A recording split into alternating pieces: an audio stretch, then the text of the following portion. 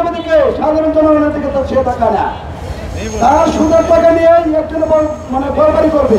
আব্দুর রহিম আব্দুর রহিম ভাই আমাদেরকে প্রতিশ্রুতি দেখিয়েছে বস্তি পুনর্বাসন করে সাধারণ জনগণকে, অসহায় মানুষকে বস্তি একটা রুম দিবে বা একটা ফ্ল্যাট দিবে, সে ফ্ল্যাটে বসবাস করবে সাধারণ জনগণ, অসহায় মানুষ।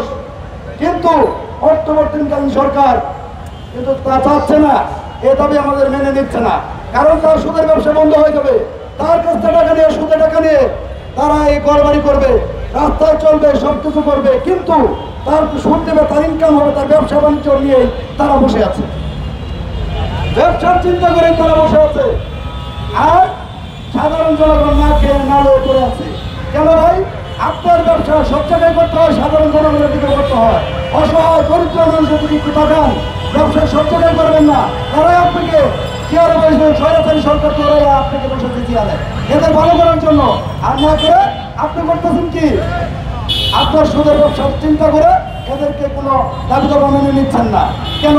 এরা কি ভালো দিকে যাবে, ভালো হয়ে উঠবে, মানে সুন্দরভাবে চলাফেরা করতে পারবে, বাসস্থান সুন্দরভাবে থাকতে পারবে? এজন্য আরে সুদখোর, এখনো সময় আছে, ভালো হন, সুদের ব্যবসা করেন, ভালো কথা, কিন্তু সাধারণ জনগণের দিকে একটু তাকানোর চেষ্টা করেন, এই বলে আমার বক্তব্য।